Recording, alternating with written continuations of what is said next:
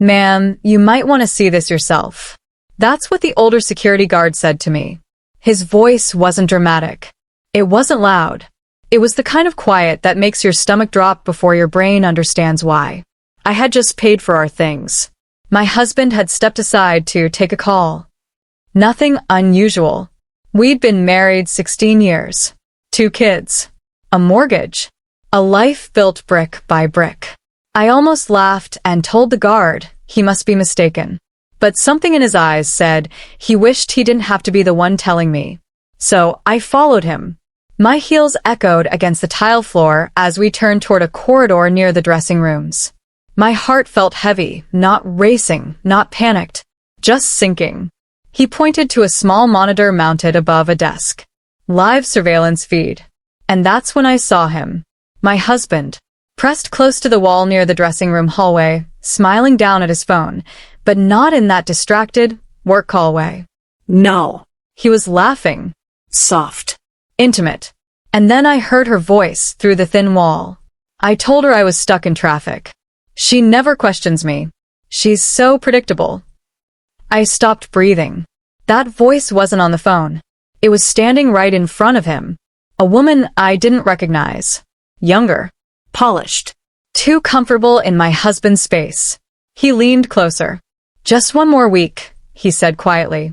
"Then I'll tell her." "Tell me what?" The guard looked at me like he'd seen this before. Like betrayal was just another shift on his schedule. "I figured you'd want to know," he said gently. I nodded. My hands didn't shake. That's the part that scared me. I didn't storm down the hallway. I didn't scream. I didn't even blink. I walked back to the front of the store, placed the shopping bags in the trunk of our car, and waited. When he came out 10 minutes later, he looked relaxed. Glowing even. "Sorry," he said casually as he slid into the driver's seat. Work drama. "You know how it is." I smiled at him. Of course. And I kissed his cheek. Because he had no idea. The timer had already started. My name is Ava Reynolds. And I used to believe trust meant peace. That loyalty meant you never checked the shadows. But that night, lying beside him in bed, I realized something important. Peace built on ignorance is just delayed chaos. He slept soundly. I didn't. I memorized everything.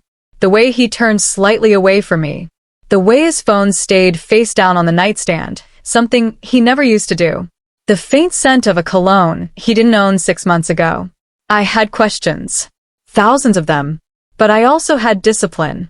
And discipline is what makes a woman dangerous. Before I became a project strategist for a development firm, I worked 6 years in corporate risk analysis. My job was to find inconsistencies before they became disasters. Patterns. Financial anomalies.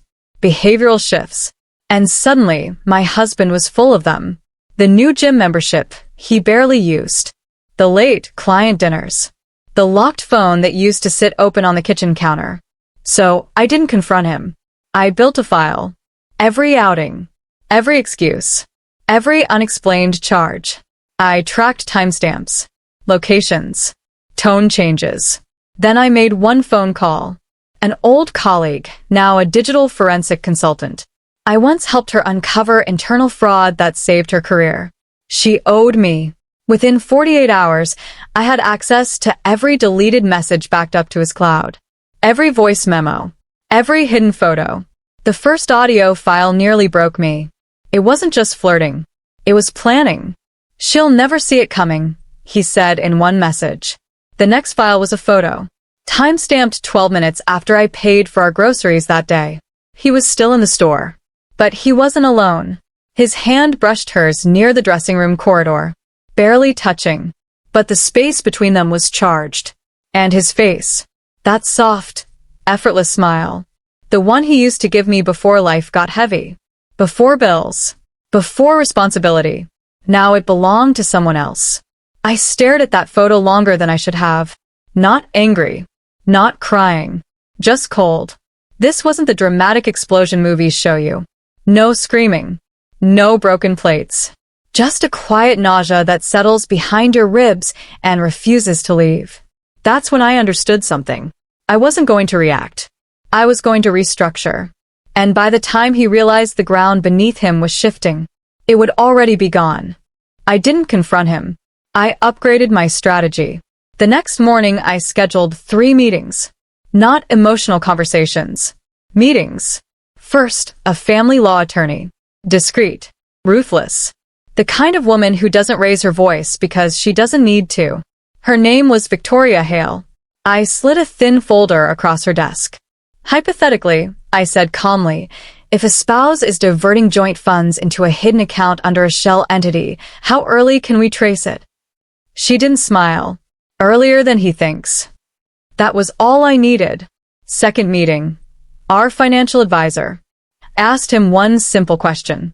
If someone was slowly siphoning small amounts from our joint account, amounts subtle enough not to trigger alerts, how long before it becomes legally significant? He adjusted his glasses, pulled up the records, and within minutes we saw it. Small transfers. Irregular but consistent. $600. $1,200. $850. All routed to a private debit account under a newly registered LLC. The LLC name? It matched her initials. My husband thought he was clever. He wasn't clever. He was sloppy. Because while he hid the transfers, he forgot something important. I handled our taxes. I didn't flinch. I signed documents that day. We froze joint liquidity pending internal review. We transferred the house deed into a protected trust clause we had signed years ago when my father helped with the down payment. We locked access to lines of credit. He didn't know yet, but the safety net he thought he was building with her, it was already gone. Then I planned the meeting. I reserved a private conference room in a downtown co-working space. Neutral. Clean. Professional. 2 chairs across from mine. 1 legal pad. 1 envelope. I texted him casually. Investor meeting Thursday. Big opportunity. I'd love you there. He responded within seconds. Of course. Proud of you. That almost made me laugh. She thought she was coming to discuss expansion planning. He thought he was coming to play supportive husband. Neither of them knew they were walking into an audit. They arrived together. Not holding hands, but close enough that the lie had grown careless. He wore the navy blazer I bought him last Christmas. She wore confidence.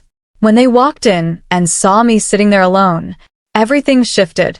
His face strained first. Then hers. Ava, he started. Sit, I said calmly. They did. I didn't yell. I didn't cry. I slid the envelope across the table. Inside, bank statements, transaction logs, the LLC filing, printed text threads, photo timestamps. Proof. She didn't open it. He did. Halfway through the documents, his breathing changed. I can explain, he said. I'm not here for explanations. I replied evenly. I'm here to end what you started. She tried to steady her voice. You have no right to ambush us like this. I leaned back slightly. You ambushed a marriage. I'm just returning the favor, legally. Silence swallowed the room. Then I delivered it clean. I've already filed for legal separation. His head snapped up. The house is protected. The accounts are under review for fraud. And the LLC? That's financial concealment. She stared at him. You said it was safe. He didn't answer. Because he finally understood. He hadn't been playing chess. He'd been playing checkers. And I was 5 moves ahead. But what neither of them knew was that someone else had been watching quietly. My sister.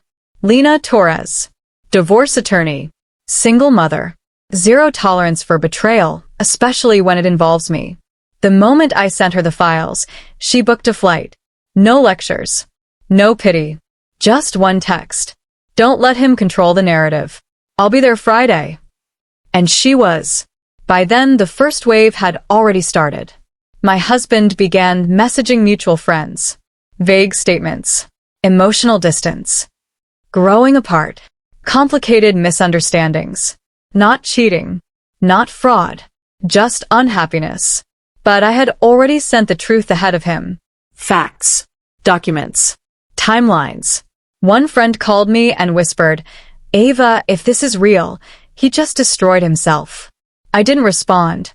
I didn't need to. Lena, and I met with Victoria that Friday morning. We accelerated everything. Emergency asset protection, temporary custody structure, financial injunctions. Then Lena looked at me across the table and asked something I didn't expect. Are you doing this for revenge or for peace? That question hit harder than any betrayal. Because the truth, I could destroy him. I had enough evidence to dismantle his reputation in weeks. But that wasn't the goal. I closed my eyes briefly. Peace, I said. She nodded once. Then we finished this clean. And that's exactly what I intended to do. But what he didn't know was that clean doesn't mean painless. And by Monday morning, his professional world was about to feel the shift too. By Monday morning, the dominoes started falling. I didn't blast him publicly. I didn't post cryptic quotes online. I didn't cry to strangers. I forwarded documentation. That's it. My husband worked for a private healthcare development group. High-level contracts. Sensitive partnerships. An ethics clause thicker than most novels. And buried inside that clause? Financial misconduct. Misuse of corporate funds. Reputational risk tied to executive conduct. 2 of their weekend training conferences had been charged to the company travel card. Except the conferences never existed. The hotel bookings? Romantic suites. The airfare? 2 tickets. The timestamps? The same weekends he told me he was mentoring junior staff. And I had the receipts. When HR called him in, I wasn't there. But I know exactly how it went. He tried to frame it as marital retaliation. He probably said I was unstable, emotional, vindictive. Policy doesn't care about emotions. Policy cares about proof. He was placed on immediate administrative leave, pending investigation. He called me that night. I let it go to voicemail. 6 minutes long. It started with blame. You're overreacting. Then bargaining. We can fix this. Then panic. You're ruining my career. And finally anger. You don't get to destroy me because you're hurt. I listened to it once. Then I deleted it. Because here's the truth. I wasn't destroying him. I was removing myself from the fallout of his own choices. That night, I sat on the living room floor with my kids, building a puzzle we'd been ignoring for weeks. They laughed. They argued over pieces. They leaned against me. And I realized something I hadn't felt in months. The room was steady. No tension. No undercurrent of dishonesty humming beneath the surface. Just peace. And that's when I knew what I was protecting. Not a marriage. Not pride. My children. The next morning, Lena walked into my kitchen with coffee and a thin folder. I pulled something else, she said casually. I frowned. What do you mean? She slid it across the counter. Court records. 3 states. Public filings. And one document that made my skin go cold. A restraining order. Filed 4 years ago. Different city. Different woman. Same man. The allegations weren't dramatic tabloid nonsense. They were precise. Coercion. Financial manipulation. Isolation tactics. Emotional intimidation. The case had been settled quietly. Buried. But it existed. And the pattern? It matched. I looked up slowly. He's done this before. Lena nodded. Not exactly this. But close enough. In that moment, something inside me shifted again. This wasn't just about betrayal anymore. This was about pattern. Predators don't change. They refine. I made one more call. Not dramatic. Not threatening. I contacted HR again. This time forwarding public core documentation. Just links. Public record. No commentary. Let them draw their own conclusions. Within 48 hours, his suspension turned permanent. Not just because of the travel fraud, but because he brought reputational liability into a protected corporate environment. He called from a prepaid number that night. Please, he said quietly. No anger this time. You've done enough. I sat at my desk, staring at the city lights outside my window. No, I replied evenly. I stopped covering for you. And I hung up. Then he messaged Lena. Not me. Let's meet. She showed me the message. He's testing your weakness, she said calmly. Don't give him any So I didn't reply. Instead, I contacted an old client of mine, now head of private security and risk mitigation. He owed me a favor. Within hours, my husband was served with a formal cease and desist tied to financial entanglement and potential civil exposure related to fraudulent transfers. The silence after that? Louder than any apology. But there was still one final conversation left. Because he requested to see me in person. Not through lawyers. Not through paperwork. Face to face. I agreed. Not because I needed closure, but because I needed clarity. We met at the same cafe where, 16 years ago, we picked our daughter's name over coffee and pancakes. He arrived early. No blazer. No confidence. Just the man I once loved, stripped of performance. He looked older. Smaller. I know I don't deserve kindness, he said quietly. I didn't respond. I didn't think you'd ever find out, he admitted. Not because you're naive, but because you trusted me. I nodded once. Trust. The very thing he weaponized. He slid something across the table. A photo. Our wedding day. We were laughing in it. Sunlight everywhere. Hands intertwined like forever was guaranteed. You can tear it up, he whispered. I just didn't want to be the only one holding it. I stared at that photo for a long time. Two young people promising something they didn't yet understand the weight of. Forever isn't fragile. People are. I folded the picture carefully and slipped it into my bag. I'm not here to punish you, I said calmly. But I'm not here to save you either. His jaw tightened. Will you ever forgive me? I stood up slowly. I already did, I replied. That's how I let go. And I walked out. But what he still didn't understand was that forgiveness doesn't mean access. And peace? Peace requires distance. There was just one final step left. And it wasn't emotional. It was permanent. The final step wasn't dramatic. It was administrative, which somehow made it heavier. By the time I walked into Victoria's office that Thursday morning, everything was already in motion. Asset division drafted. Custody structure formalized. Temporary support calculated. Forensic accounting report finalized. Clean. Precise. Irreversible. Victoria looked at me over the rim of her glasses. Once this is filed, she said calmly, there's no slowing it down. I nodded. I'm not slowing down. I signed. The pen didn't shake. And just like that, 16 years collapsed into paperwork. He tried one last move. A mediation request. A softer tone. Emails that started with, I've been thinking. I read none of them personally. Lena filtered everything. Same pattern, she said one evening while closing her laptop. Charm when cornered. Accountability when exposed. Regret when consequences stick. I didn't ask how she knew. I already understood. The divorce moved faster than he expected. When someone's financial misconduct intersects with marital deception, judges don't entertain theatrics. The evidence spoke for me. The hidden LLC. The company travel misuse. The transfers. The timeline. In court, he looked at me once. Not angry. Not apologetic. Just stunned. As if he still couldn't reconcile the woman sitting across from him with the one who used to fold his laundry and pack his lunches. He underestimated something fundamental. He thought love made me blind. It didn't. It made me patient. And patience, when redirected, becomes power. The house remained mine, protected by that early trust clause my father insisted on years ago. Primary custody stayed with me. Supervised visitation initially, not because he was dangerous to the children, but because financial instability and ongoing investigation created uncertainty. His career didn't recover. Word travels quietly in executive circles. He found work eventually, smaller firm, lower title. Consequences don't always roar. Sometimes they just reduce. The hardest part wasn't the legal battle. It was the quiet after. The first Sunday morning without tension in the kitchen. The first school event where I stood alone. The first night my daughter asked, "Are you and Dad okay?" I didn't poison her with truth. I didn't lie either. I said, sometimes adults make choices that change things.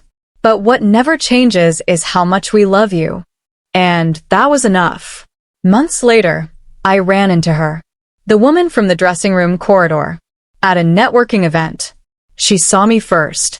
Hesitated. Then approached. I didn't know, she said quickly. Not at first. He told me you were separated. I studied her face. She looked tired. Younger than me, but tired. He lies convincingly, I replied calmly. She swallowed. He hasn't spoken to me in weeks. Of course he hadn't. Patterns repeat. I hope you're careful, I said simply. Not a threat. Not a warning. Just a fact wrapped in calm. I walked away lighter than I expected. Because here's what I realized. She wasn't my enemy. She was just the next chapter in his unfinished cycle. And I had already closed the book. One evening, months after everything finalized, I sat alone on my back porch. The house was quiet. Kids asleep. Wind moving through the trees. For the first time in years, I wasn't analyzing anything. No tracking. No strategy. No evidence folders. Just stillness. I thought about the woman I was the day the security guard said, "You might want to see this." She believed loyalty meant never checking the shadows. She thought peace meant avoiding confrontation. She was wrong. Peace isn't passive. It's deliberate. It requires boundaries. It requires action. It requires the willingness to lose what's false in order to protect what's real. I didn't destroy him. I didn't ruin his life. I removed myself from his deception. Everything that followed was gravity. If you're wondering whether I hate him, I don't. Hate ties you to the past. I chose release. Forgiveness wasn't for him. It was for me. Because the difference between revenge and reconstruction is intention. Revenge burns everything. Reconstruction builds something better. And today, my home is quiet. My accounts are clean. My children are steady. And I sleep. Not because nothing happened, but because I handled it. Strategically. Legally. Completely. My name is Ava Reynolds. And when the ground beneath me cracked, I didn't fall. I rebuilt. From the foundation up.